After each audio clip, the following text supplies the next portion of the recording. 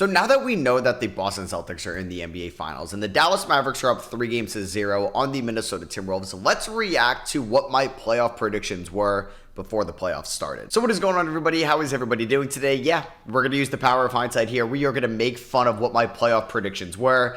I know I have some pretty bad ones in here. I think I may have some okay ones, but yeah, this is a time where I'm going to look back and look how silly and dumb and just be like, Matt, why did you make those predictions? And if you guys do enjoy these, feel free to drop a thumbs up on the video and you can make fun of me in the comments below. This is the time to do it. So without further ado, well, let's just react to this. I'm nervous. If a team's down 3-0, I think you can still make a pick. So let's start off with the Oklahoma City Thunder and the New Orleans Pelicans. The Pelicans were a play-in tournament team. They were the favorite as the 7th seed, but they lost to the Lakers. Then they beat the Kings last night. These teams have played 3 times this season. Super early in the year, November 1st, the Pelicans beat the Thunder 110-106. Then they played again in January. The Thunder blew them out. They ended up winning 107-83. And then once again, most recently in March, they won 119-112. The Thunder won that game. So they're 2-1 in the season series with the Thunder. Now, if Zion Williamson was healthy, I think I would pick the Pelicans. I would actually pick the Pelicans to upset the Thunder, an 8 seed beating a 1 seed. All right, I think that's stupid. I think even if Zion Williamson did play, the Pelicans probably would have still lost this series. So I kind of disagree with that already. For the second straight year, because last year we saw it with the Heat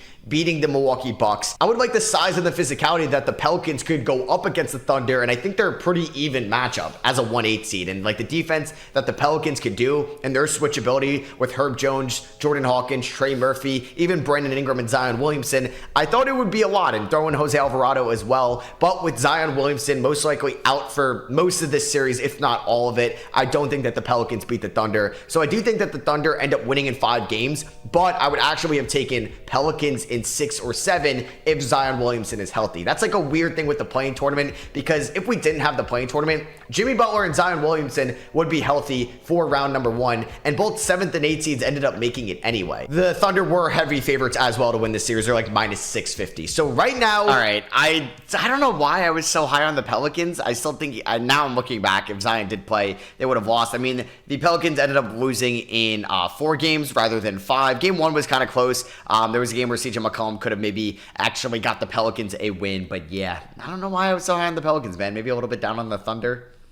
Round number 1, Clippers Mavericks. Oh baby, this may be my favorite round 1 series to watch. It's a pretty even series going into this, like the betting odds, the picks, it's pretty much even each way with the Clippers and the Mavericks. They versed each other twice throughout the regular season. They split those games. Both these teams happened back in November as well, so these teams obviously look completely different. And now like James Harden's on the Clippers, the Mavericks added PJ Washington and Daniel Gafford at the trade deadline. I like the Mavericks to beat the Clippers in the series in 7 games. I've been going back and forth, and I really like the Clippers to win as well. Like I thought about it, but I think there's just too many question marks with the Clippers. Have we seen Paul George and Kawhi Leonard be healthy for a full playoff series together in recent time? No. Which James Harden are we going to get? Are we going to get someone that's going to buy in, that's going to knock down his shots? We know how he performs in the playoffs. I just think Luka Doncic is playing better than almost any other guy in the NBA right now. Kyrie Irving has been a beautiful number 2 to Luka Doncic, and the additions of PJ Washington and Daniel Gafford have made the Mavericks one of the better defensive teams post-trade deadline. I like the momentum Dallas has, and I think they pull off the upset against the Clippers in round number 1. Now we got... All right, so... yeah, I was kind of right there. I mean, the Mavericks ended up winning in 6 games rather than 7 games, and I kind of gave some pretty good takes there, I think, regarding that series. And crazy enough, yeah, we didn't get a healthy Kawhi Leonard in that series. We didn't really know what James Harden we were going to get. He played well in some games, played poorly in some other ones, and yeah, guys like Gafford and PJ Washington and Kyrie stepped up around Luka Doncic, and the Mavericks won. Now, here is where I'm going to have... I know, my worst take of the playoff video, by far. The Minnesota Timberwolves and the Phoenix Suns. They played each other 3 times this year, and Phoenix won all 3 of those games. Most recently on April 14th, when Phoenix won 125-106, and Karl Anthony Towns was back for that game. It's pretty much an even series in betting odds as well. And I'm honestly going to pick the upset. I think Phoenix beats Minnesota in 6 games. I do think the score... they ended up getting swept by Minnesota. I know a lot of Timberwolves fans are mad at me in the comments for that prediction, and you guys were right, 100%. Scoring versatility that Phoenix has is going to be a nightmare for Rudy Gobert and Karl Anthony Towns in that front court. And we haven't really... And it's funny because that's what happened pretty much against Rudy Gobert and Karl Anthony Towns in this series with Luka Doncic and Kyrie Irving. But we didn't get that from Kevin Durant and Devin Booker in round 1. Seeing Rudy Gobert or Karl Anthony Towns be good playoff performers yet either. Anthony Edwards is going to have to carry this Minnesota team if they want to survive and advance. I like KD. He's been one of the best offensive players this season. Devin Booker has been a phenomenal point guard for them. Honestly, Bradley Beal's been a good enough number 3. I don't love Yusuf Nurkic at the 5, and there is a scenario where they just get out-rebounded and just can't keep up with Minnesota's length, but I like Kevin Durant and Devin Booker to pull off the upset and beat Minnesota in 6. And this would be somewhat of a disappointing season for Minnesota, finishing 1 game out of the top record in the West and then getting bounced in round number 1. And then lastly, all right, so I was completely wrong about that. I should have just pretty much had more stock in Minnesota's physicality, especially on the defensive end of the floor, and obviously Anthony Edwards was great in round number 1. So yeah, big L take from me. We have Denver and LA. Honestly, I think LA, out of any other team here, will give Denver the most run for their money. And yes, there's a scenario where LeBron is just LeBron. Well, that was also wrong. And they end up beating and pulling off a major upset over the Nuggets, but they are heavy underdogs right now. Denver, in my opinion, is still the best team in the Western Conference, at least throughout the regular season. They're the reigning finals champions. I don't think they lose. I think it's going to be a very close 5 games. The Nuggets sweep over the Lakers last year in the conference finals ended up being one of the closest sweeps ever. Like, every game was close. I think every game here will be close as well, but I can't take the Lakers to beat Jokic when they haven't beaten them in a couple of years. Jokic has owned the Lakers in recent memory. I'm going to take the Nuggets to advance. Now for the Eastern. Yeah, so that was actually a pretty good take. It was a very competitive 5-game series, and I got that right on the money. The Nuggets ended up winning in 5. So throughout the Western Conference, I mean, I guess I'm 3-1 so far. Most of my predictions were close outside of the Suns-Timberwolves series. That was my worst one by far. Let's go to the East.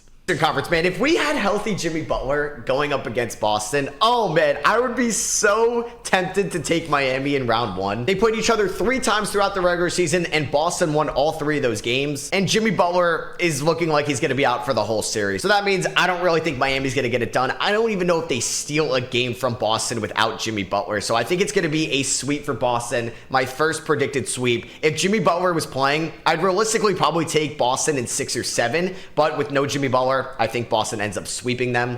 So Miami did end up getting a win in game number 2, and they pretty much had one of the greatest shooting performances in playoff history. I didn't account for that. So it wasn't a sweep, but I was kind of close, 4-5. I'll take it. Orlando. Oh man, this is going to be a fun matchup. I like both of these teams a ton. Orlando exceeded expectations this year, was one of the more physical defensive teams and one of the best defensive teams in the Eastern Conference, but they are incredibly young. Now, Cleveland had a disappointing round 1 exit to the Knicks last year. They were super inconsistent this season. Jared Allen was great. They added some great bench pieces like Georges Niang and Max Strus. Isaac Okoro was much better from what he was last year. Evan Mobley is fully healthy, it seems, but there's too many inconsistencies health-wise for Donovan Mitchell this season, and just kind of confidence-wise with Darius Garland. Darius Garland's going to be a huge X factor in this series. They played each other 3 times throughout the regular season. Cleveland won the series 2-1 throughout the regular season, playing in January and 2 games in December. So it's been a minute since these 2 teams have played, and I think it's going to be a super fun series. I'm going to take Cleveland, though, to win in 6 games. I do think that the lack of experience for Orlando is going to catch up to them, and I also worry who's going to step up outside of Paolo Banchero, right? This is going to be Paolo Banchero's first playoff series. Franz Wagner was super inconsistent this season, especially with his jumper. I love Jalen Suggs and Jonathan Isaac, and those guys are studs on the defensive end of the floor, but it's a different beast in the playoffs offensively. Are they going to be confident enough with their shots? And if Paolo Banchero isn't having a good game in any of these 6, who's going to step up, right? I do think Cleveland's a little bit deeper. I do think they're a better team overall, and I think that they are going to beat Orlando. Oh man, this Bucks Pacers series. All right, so that wasn't really the worst take in the world about that Orlando Cleveland series. That was actually, I feel like, pretty good. One of my better ones here. I predicted the Cavs in 6. They ended up winning in 7, but I had that kind of concern for the Orlando Magic that ended up happening. Who was going to step up outside of Paolo Banchero? I was worried if, like, Franz wouldn't step up, or Suggs, or you were going to get maybe too much out of Cole or Isaac, and that's pretty much what happened, and that was the downfall of the Orlando Magic in this year's run. So that was pretty close. Pretty sure I got this series wrong, though. I've had the most trouble predicting this one because of the uncertainty with Giannis Antetokounmpo's health. And Indiana was phenomenal against Milwaukee throughout the regular season. They played each other 5 times since they're both in the Central Division. Indiana beat them 4-1. 4-1 in those 5 games. I also believe one of those games was also the in-season tournament as well. That's why it was 5. And there was that game ball incident as well where Giannis had that scoring record for Milwaukee, but Oscar Tshiebwe, the Pacers, scored his first career point. You remember that fiasco. And Giannis is going to miss some time throughout this series as well. It's questionable questionable that he's going to play game 1. I doubt he does. He may not even play game 2. The Indiana Pacers pick is a huge favorite for everybody out there, but I'm actually going to go with Milwaukee to win this series in 7 games. Damian Lillard has a lot of pressure right now. Getting that trade from Portland to Milwaukee, he can't afford a first-round exit. Milwaukee's had multiple different coaches this season, and this would be a colossal failure of a year if they get bounced in round 1. Indiana's good, man. They've also added Pascal Siakam as well this year. They're a very good team. I could see them going up 2-0 as well, but Giannis is one of the best players we have also seen in the playoffs, and if he's fully healthy, something we haven't really gotten in quite some time because he was injured against Miami last year, he can carry this team, and I think he's going to miss some time, but not enough where Indiana's going to win this series. And if Milwaukee could just steal one of the first 2 games, I think they'll be okay, and they're going to beat the Pacers in 7. All right, so wrong. The Pacers ended up winning at 6. Milwaukee did steal game 1, actually, if I can remember correctly, and Giannis never came back. I made that prediction thinking Giannis was going to come back. He never came back. Dame got hurt as well. So I'm not going to really hate myself too much for that prediction because I was trying to predict a recovery from an injury. I was surprised Giannis didn't play a single game in that playoff series. But if you would have told me, Matt, Giannis is out the whole series, I probably would have been like, all right, Pacers in 6 or 7. I just thought Giannis was going to come back. Oh, and then lastly, man, the series that is going to make me age so quickly, the Knicks. That's a great take because, oh my God, this series took years off my life. Knicks versus the 76ers. They played each other 4 times throughout the year, both teams being in the Atlantic Division. The Knicks won the season series 3-1. Embiid missed some time in some of those games. Randall missed some time as well. OG also. And a 7-seed Sixers team with a healthy Embiid is a scary nightmare matchup. But I do think the Knicks have the depth and the defense to be just fine in this series. They have OG Anunoby, Josh Hart, and Dante DiVincenzo, and Miles McBride. All 4 are phenomenal perimeter defenders that have great switchability. So I don't think that Maxey is going to beat them. I'm not too worried about Kyle Lowry. Oh boy, little did I know. The only game I went to in this series, game 5. Oh, Maxey beat them, all right. Nick Batum dropping 20 points a game in this series. Embiid is going to get his 30 and 10 no matter what. It's Joel Embiid. He's one of the best players in the league, but they have Mitchell Robinson fully healthy. They have Isaiah Hartenstein, who's going to get some all-defensive second-team consideration, and which he didn't, which I thought was weird. I thought that was definitely odd. I think the Knicks will be okay, even if one of those bigs gets into some foul trouble. I'm going to take the Knicks to win in 6 games, though. Boom! Whoa, I thought I took them in 7. Let's go. I got that one exactly right. This could definitely be an upset waiting to happen. Now, this may be one of the best series of the playoffs. OKC versus Dallas. They played each other 4 times throughout the regular season, and OKC went 3-1 in the season series. Offensively, Shea versus Luka would be so much fun to watch, but I do think Dallas matches up well against OKC. I wonder if J-Dub is going to step up as a number 2, maybe be a player, and he kind of did it in that series specifically. Playoff riser this year like Anthony Edwards last year. That is a possibility, but Dallas adding PJ Washington and having Derek Lively and Daniel Gafford, that size and physicality to go up against OKC's lack of size, I'm going to take Dallas to pull off the upset in 6 games. I think Luka, all right, let's go. Perfect. Can carry this team to the conference finals, something we saw him do in 2022 with an inferior Dallas roster where Spencer Dinwiddie and Jalen Brunson were the number 2s on that team, and Jalen Brunson is obviously great today, but Jalen Brunson in 2022 was not what Kyrie Irving is today. I'm a big fan of this Dallas team as long as Tim Hardaway Jr. does not shoot them out of games. I think they pull off the upset against OKC, who have an incredible season under their resume. They're an incredibly young team as well, so they're going to be back next year. And then that was pretty good. I'll take that for sure. I know it's not going to end well, though, my Western Conference. Phoenix and Denver, a rematch of last year's round 2 series where we saw Denver dominate Phoenix. I think it's going to happen again. I think Denver wins in 5. Phoenix is going to be riding high after their round 1 series upset over Minnesota, but they're going to come back down to earth,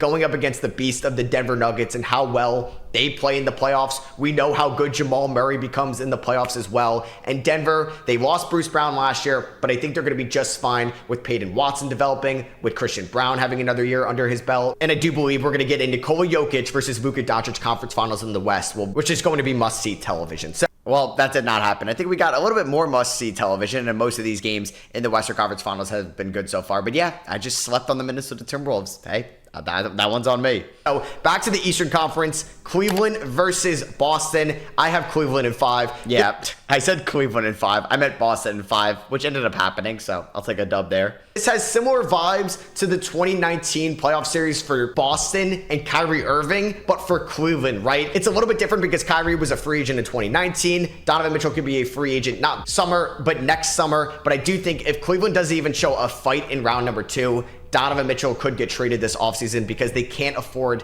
to lose him for nothing next year since they traded so many of their draft picks for him, and they can recoup some of those assets this offseason and still have a nice young core trio of Darius Garland, Evan Mobley, and Jarrett Allen. They tried the Donovan Mitchell thing. It was a great idea, but unfortunately, there's too many inconsistencies with the team, and they have to get those assets back if Donovan Mitchell, who doesn't seem like he wants to extend at least right now, like they can't afford to lose him for nothing. And Boston is just so good. The switchability between Drew Holiday, Derek White, Jaylen Brown, and Jason Tatum defensively is going to be a nightmare for Cleveland. Cleveland does have a little bit more size and strength inside, but as long as Kristaps Porzingis is healthy, I believe Boston will be. Which didn't happen, but also Donovan Mitchell and Jarrett Allen weren't healthy. Okay, so I have them winning in 5. And then the Knicks versus the Bucks. They played each other 5 times throughout the regular season. Milwaukee's 3-2 against the Knicks because they played each other in the in-season tournament. They most recently played on April 7th in Milwaukee. New York blew them out. They ended up winning 122-109. Ended up being a little bit closer than the game actually was. Milwaukee was trying to win that game. They wanted to get the 2 seed at the time, and New York beat them on the road. No Julius Randle. Giannis was healthy for this game. And people are going to cite like the Julius Randle injury as a reason the Knicks can't go far. I disagree. Randle has had 3 playoff series with the Knicks, and in 2021 against the Hawks in round 1, he was horrible. Last year against Cleveland in round 1 wasn't good, and in round 2 against Miami, also horrible, inefficient, doesn't benefit them on the defensive end in my opinion. And the Knicks still lack that second shot creator that they had in that Miami series last year because Randle wasn't on, RJ Barrett wasn't on. So that's why guys like Dante DiVincenzo, Bojan Bogdanovic, and OG Anunoby are going to be huge X factors for the Knicks because someone needs to step up offensively to help Jalen Brunson. But Milwaukee has too many holes defensively, and I don't think that their offense is good enough to go up against the Knicks defense, which is going to come alive under Tibbs in the playoffs. I got the Knicks winning in 7 games and advancing to the conference finals to go up against the Boston Celtics. So, all right, so that wasn't the worst take in the world. Obviously, it ended up being Indiana, not Milwaukee, and I said that the Knicks could go far without Julius Randle. They were 1 game away from doing so. They needed one of those guys to step up. OG stepped up, man. He had such a good game 2 performance before suffering that hamstring injury, and I obviously couldn't take that into account, and I think if OG stays healthy, the Knicks beat Indiana, but the Pacers ended up beating the Knicks in 7. I mean, that's an L on me for predicting Milwaukee to beat Indiana in round number 1. So I went 2 for 4 with my conference finals teams. I mean, that's not really great. So, Western Conference Finals, Dallas versus Denver. Oh my God, I would just be so excited to watch this series. This is going to be so much fun if it does end up happening. I have Denver beating Dallas in 7 games. This is going to be an offensive shootout in my opinion. Both teams can be good defensively, but Luka versus Jokic, when it all matters with the ball in their hands. Damn, so I almost predicted the conference finals. The Knicks lost in game 7 and the Nuggets lost in game 7. Oh man, I was 1 game away on from both sides to getting a perfect conference finals matchup. Damn, that hurts. But I do think that Denver is still so good. I think that their window is still open with how good KCP has been defensively. Michael Porter Jr. is a complimentary shooter. And what Aaron Gordon provides this Denver team on both ends of the floor, you know what you're going to get offensively from Jamal Murray in the playoffs and Jokic just being Jokic, the best player in the league. I think Denver gets back to the finals. Oh, man. I want to take the Knicks. I want to take my Knicks. I'm going to be biased, but sometimes I got to be a little bit real with myself. This Boston team is just so good. They have a historic net rating throughout the year and point differential. The big thing for them is their health. Can they stay healthy? They are healthy right now going to the playoffs. Their bench doesn't matter as much. They just need Sam Hauser to hit a couple threes, Peyton Pritchard not to turn the ball over, and Al Horford to play solid defense. And unfortunately, I do think that Boston would beat the Knicks in 6 games. I say that unfortunately because I'm a Knicks fan, but I'd be incredibly happy with this run that they would have had. And here we go. Damn, man. So that does hurt. But yeah, I do think maybe a healthy Knicks team could have beat the Boston Celtics. And who knows? Maybe a healthy Indiana Pacers team beats the Boston Celtics, but Boston didn't have Kristaps Porzingis. Halliburton got hurt. Most of those games were close, but Boston, Denver was my NBA Finals prediction. Yo, NBA Finals, Denver versus Boston. In my opinion, the 2 best teams in the NBA. Best team in the West going up against the best team in the East. They played each other twice throughout the regular season. Both of those games were very close, but Denver went 2-0, and I do think they get it done once again. I think that they would beat Boston in 6 games and go back-to-back. I know losing Bruce Brown will hurt, but like I said, Denver's window is still open with this core, and I believe they go back-to-back. The first time we have seen this since the 2017 and 2018 Golden State Warriors. So yeah, I had some correct predictions, some wrong predictions. I went 2 for 4 with my conference finals predictions. But hey, I was 1 game off on each side of the conferences to go 4 for 4. But what's obviously so tough with these predictions as well is you can't take into account for injuries. Like, I had no idea that Jimmy Butler was going to be out the whole series, or Donovan Mitchell was going to get hurt in round 2, Tyrese Halliburton hurt in round 3, Kristaps hurt in round 2, all the Knicks injuries. Like, there's obviously injuries that are going to come up throughout the playoffs that is like impossible to predict. But yeah, let me know what you guys think of my playoff predictions in the comments below. Now with the power of hindsight, you can make fun of me, you can say I did all right. Let me know. Yeah, thank you all for watching. I love you guys. Maybe let me know in the comments who you also think is going to win the NBA Finals. We could see Dallas advance. They're up 3-0 by the time I'm recording this. Boston's already in. You may go Boston, you may go Dallas, or do you think Minnesota makes a historic comeback? Let me know in the comments, and I'll catch you on the next one. Peace.